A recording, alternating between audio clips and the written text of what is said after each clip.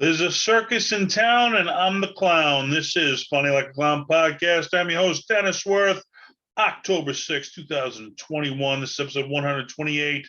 Going to be discussing Mr. Larry Miller, legendary late night television comedian. Did a lot of movies and acting and stuff, but I guess that's where I remember him best from. As always, today's episode is brought to you by G Vegas Buffalo Sauce. For the spicy, sweet, savory tasty game time, there's only one G Vegas available at www.gvegas.webs.com. And, Larry Miller probably likes buffalo sauce. Who don't like buffalo sauce? All right. Known as a character actor, I guess he's known for any project you put him on, he'll make it better, which that makes you kind of like a specialist in that field. There's guys like that, Christopher Walken, okay? He's a specialist. Whenever you see Christopher Walken, you know something special's about to happen. Same thing with Larry Miller. Whenever you see him, you know there's magic's about to hit the scene where, they're never like the lead guy in a movie, but whenever they have a part, you know that part's going to be one of the best parts of the movie. Let's see. I remember when Howard Stern made his own movie, their Private Parts, that everybody was going to tune him because it was Howard, but Howard's not an actor; he's a radio guy. So they had to bring in I forget the guy's name, but the guy who played his boss that he hated and everything. But he was a veteran actor, and he made that movie. He's the guy who held it together with with the great acting ability that they knew they needed a veteran actor to go in there to really pull that movie off because Howard, the funny guy that he is on radio, don't always portray over to acting. But let's see, what's he known for? In 1993 to 98, he was in Mad About You, one of the all-time classic Paul Reiser and Helen Hunt movies there. Both of them veteran actors, and certainly having him in 1999 to 2000, he was in Dilbert, which I remember Dilbert being on, and I never watched it. I just always thought that Dilbert was funny. I was like, that's something you would call kids would call each other. You're a Dilbert or something. I almost got a kick out of the name, but I do remember the name of the show. I don't remember watching it. 2004 to 2008, Boston Legal. I did watch that because,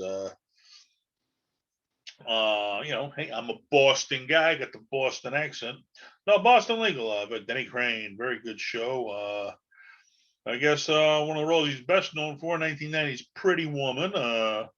Led to rubbing elbows with Eddie Murphy, one of the greatest comedians of all time. And 1996 is The Nutty Professor, and 2000 is The Nutty Professor to the Clumps. 1999, 10 Things I Hate About You. And hey, I could make a movie about my accent.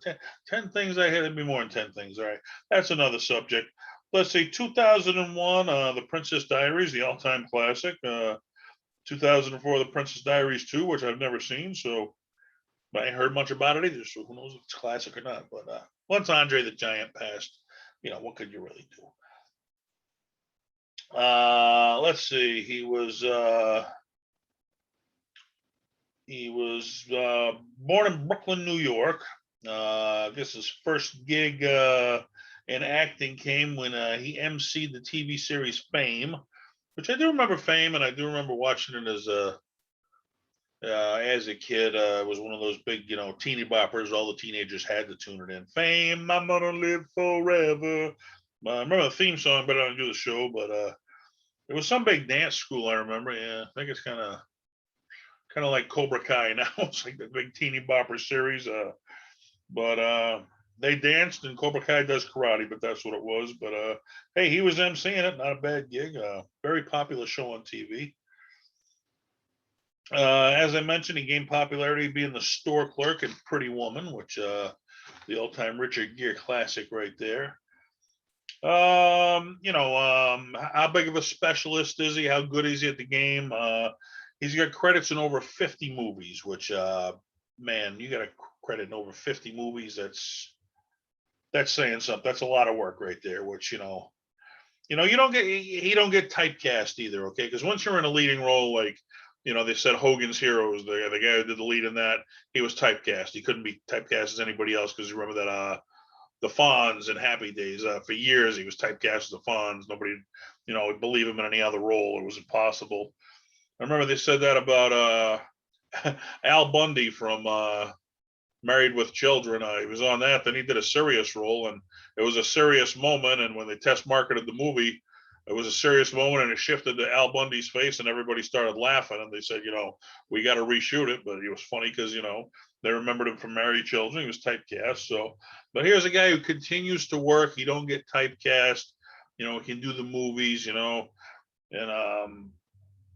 man, you're in that many films. You're just a wanted man. You're a specialist at that point.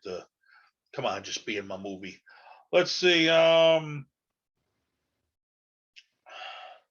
He was the doorman in Seinfeld, episode titled "The Doorman," which I guess he was best friends with Seinfeld, and he actually auditioned for the role of George Costanza. So who knew? We could have had a different George Costanza, but he didn't get it, even though Seinfeld was his best friend.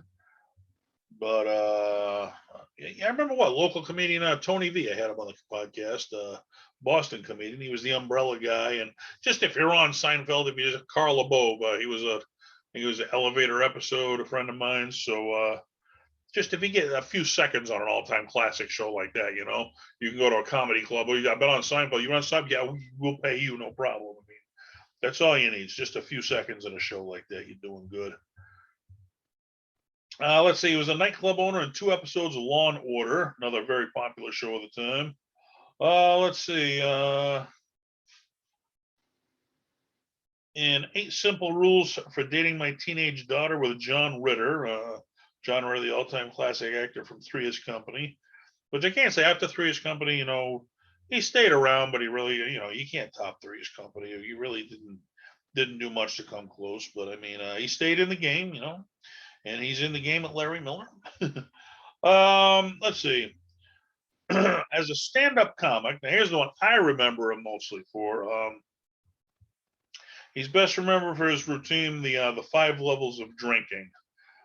Now, nowadays, okay, you can go to Comedy Central. We got 24-hour comedy. You can go to Netflix on demand anytime you want comedy. Okay, you can, even back in the day when HBO and Cinemax and Showtime came out, that was comedy. But before all this, when you had regular TV, that's why the Tonight Show was so popular. It was the only place you could see stand-up comedy. So once you were on there, you were a remembered comic because you're not going to see it pretty much anywhere else. But I remember I was always a late night owl. So if you were up at like 2, 3 in the morning, and you'd see like the Improv, they had the Wall or something, but it'd always be odd hours. But no matter, whenever I saw a comedy special, he was on it because they wanted to tell this story. It was such a funny joke at the time.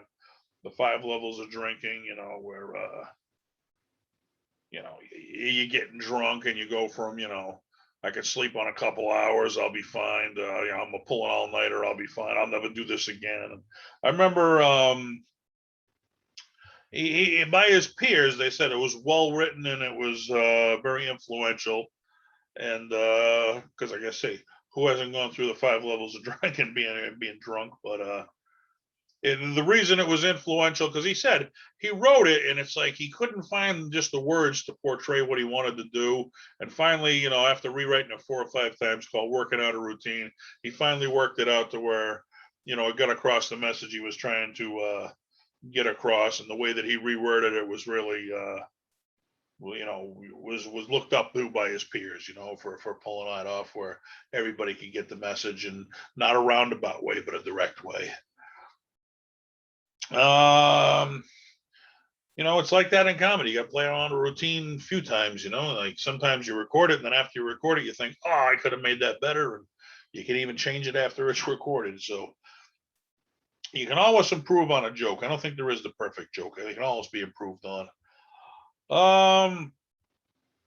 Let's see, 2002 to 2004, he wrote a column for the magazine, the Weekly Strand, which was eventually they were bought out by the Washington Examiner, and he stayed on writing articles for that too. So, an article in a magazine, I mean, that's kind of cool if they want you to write an article. And there's a local guy here in Gardner, Big G Vegas, a little town we live out of here, but he's a computer guy. He does, talks about computers, weekly article in a local newspaper, and always thought that'd be cool, if you get to, write your own article and just have it published because you're a published guy. Let's see. A couple of the columns that he wrote were frequently forwarded emails. Okay, so in the day of, if you see a funny joke and you email it to your friend reads it, then they email it to, they forward it to their friend, then their friend gets a kick out of it, they forward it to. So he's credited as a couple of the most forwarded jokes of all time. But both cases, I guess, they were attributed to other people where they weren't actually Larry Miller's. That they were renditions of a Dennis Miller joke and a George Carlin joke. So, but if you hear a joke and you go into the office tomorrow and you tell it at the office, it's your joke. It don't matter who created the joke. Okay, once you told it at the office, it becomes your joke. Who told you? Oh, Dennis told me a joke at the office. Or well, it's my joke at the office. So don't matter where you heard it. Okay, you heard it. And even Steve Martin. Okay, who's in the top 5 comedians of all time. Okay, he's up there with the legends, the Pryors, the Carlins, the Steve Martins, Rodney Dangerfields, Cosby. These are the 5, legends of comedy for our time. And even Steve Martin said, a lot of the stuff he did, he's like, I just brought it forward from Laurel and Hardy. He said Laurel from Laurel and Hardy did a lot of the stuff he did, and he just brought it into the next generation who had no idea who the hell Laurel and Hardy was, So Andrew Dice Clay, I guess, he was caught a couple times stealing jokes, and he's like, "What? I invented that? What? I mean, it's a common thing, in comedy.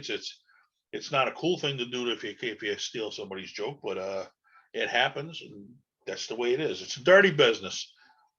I remember I had a buddy of mine. He said that, geez, he was in a comedy contest, and a young kid brought a bunch of friends with him, and he won just because he had the most friends in the audience. He's like, that's not very fair. And I told him, if you want to be treated fair, get the hell out of comedy, dirty business. So here's what it is, man. You still got 2 of the most forwarded jokes of all time on email, and if you consider how many jokes do you send on an email, it's like Facebook now.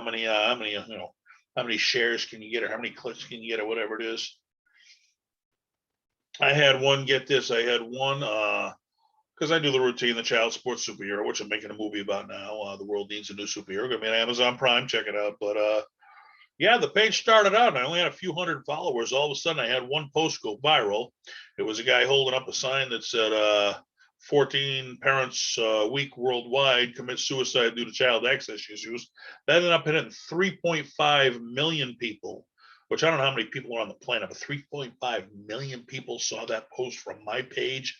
That was cool. And that's when it kind of blew up. I got 15,000 people following it, and been going ever since.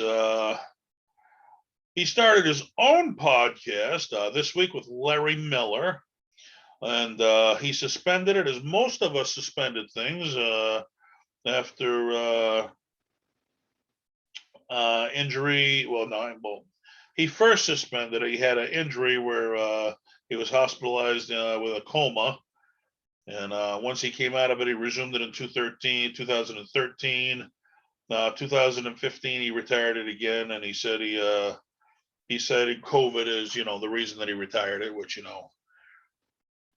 I haven't done comedy in like a year, and I'm not saying I couldn't have did it. I'm sure I could have put in the effort, but it's not like it's not an easy thing to do if I wanted to do it. COVID's really taken so much away. I haven't performed in over a year, and I miss doing live stand-up comedy, but I mean, I had to sacrifice to do the movie anyway, so I mean, I would have been drawn back a little from it anyway, but nothing like a live audience. But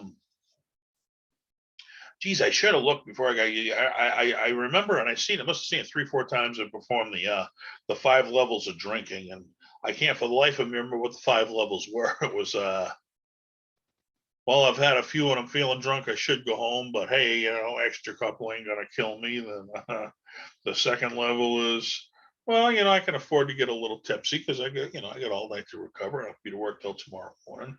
Then it gets late. It's like, well, you know what? It's only one night. I can go off a couple hours of sleep. I can keep drinking, and then you drink a little more, and it's hey, you know what? I'm just gonna pull an all-nighter. Okay. And it kept escalating. I mean, I would highly recommend, it must be on YouTube somewhere. I'd suggest you go check it out.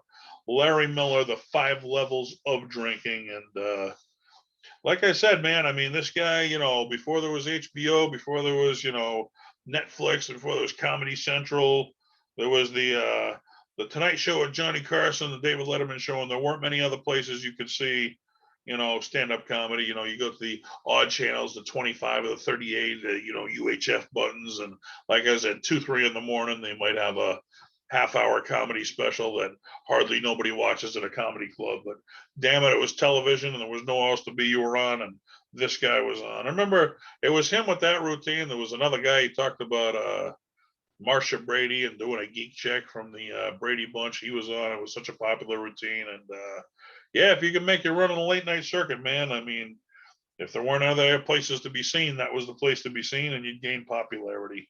Hopefully, we're gaining popularity with this podcast, Fine Clown, and I'm going to start having guests on soon because we are getting very close to wrapping up The World Needs a New Superhero, the movie that I'm doing for Amazon Prime. I think we got 1 day of shooting left, and once we do, I'm going to try to get on the director and some of the cast in it, and just let you guys know what it was about, and hopefully hype you up to watch it because I'm very proud of the work we're putting out. Going to be a lot of surprises in it for you. And who knows? Hey, Larry Miller's still kicking. Maybe he'll watch my movie on Amazon Prime after watching this podcast about him. And I'm definitely a fan of yours, man. And hey, I look forward to more great acting and more great comedy. Long live Larry Miller. Long live Funny.com podcast. I'm your host, Dennis Wirth. Keep laughing, folks. Till next week, I'll be laughing because it's a fun thing to do.